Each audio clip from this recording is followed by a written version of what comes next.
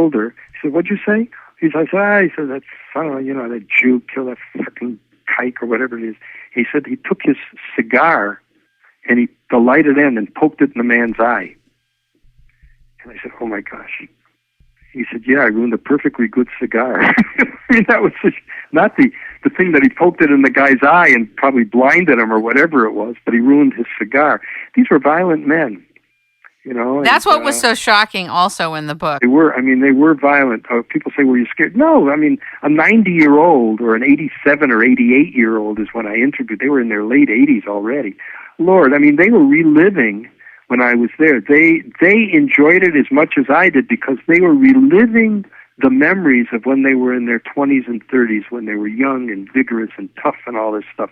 And when they started talking about it, literally it projected them back in time, the expressions and all this stuff. And they laughed at the things, and they, you know, "Really did that? Well, you didn't do that." "Oh, yes, I did." You know, I mean, it was unbelievable. And so, you know, it was like sitting amongst a bunch of elderly people who reminiscence about the good old days, and then they start laughing and reliving them. And it's we all do that, I think. You know, I talk to friends about growing up, we'll say in Detroit, when I visit Detroit, which I still do. And we talk about and we start laughing. Whatever happened to so? "Oh yeah, remember?" You know, and that's what they were doing. Only their memories are really different than the ones I had. I mean, I played in sports. I was in baseball and this and that, and captain of the tennis team. I was an athlete and all this kind of stuff. So I have those kinds of things in terms of roughness, but I never stole, I never robbed, I didn't, get involved in the stuff they did. And when you listen to these men, holy mackerel, it's a whole other life. It's something so alien to me. I mean, in terms of my own growing up, the kinds of things that they were doing in their 20s and 30s was certainly not what I was doing in my 20s. Oh, I was studying all the time and all this stuff, but it's another side of life that I just, was introduced to, that I knew nothing about, except from reading about it, maybe looking at movies and things, but you don't relate to it. And here I see listen to these men, these old Jewish men, and it was an eye-opener for me as well. But since then, you kind of get used to it, and going through the material again and again and writing the book and then going through some of these things even now, it's fascinating. It's fascinating. You've definitely captured a piece of history that would have been untold, I think. You definitely captured a whole strand of culture or subculture, if you will. Yeah, well, thank you. And unfortunately, a lot of people still don't know about it, because one of the things is that, nothing against Geffen, but it's not a huge company like Barnes and Simon and Schuster or one of these other kinds of things, and the Alfred Knopf Company and this stuff.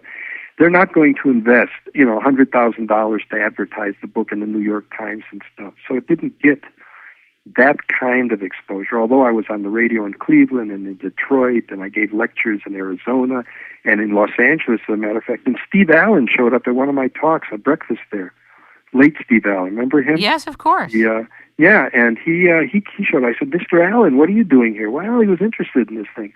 And so I've spoken in a lot of places, but on the other hand, the book is still in print, as you know, and it was, it's been around for a long time, and they keep reprinting it, but it didn't get the kind of national exposure, we'll say, that some of the others.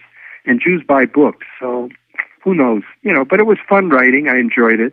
Like I say, it impacted also academically in terms of promotion and things, because they never considered it serious.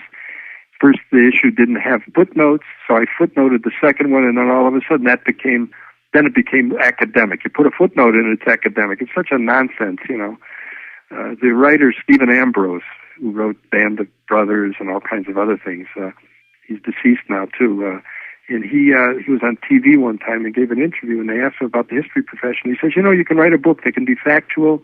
He says, beautifully written, sell, 200,000 copies.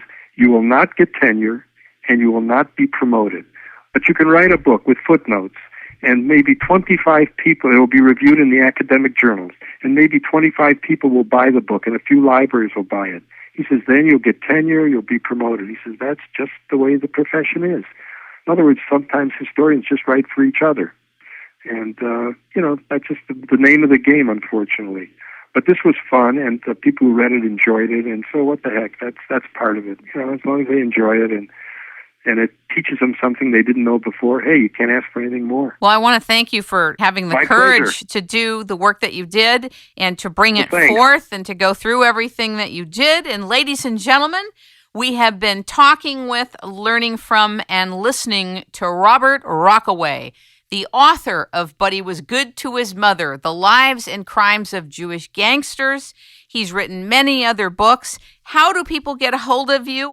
Robert, R-O-B-E-R-T, and then just continue with the last name, like the beach in New York, R-O-C-K-A-W-A-Y, Robert Rockaway at gmail.com.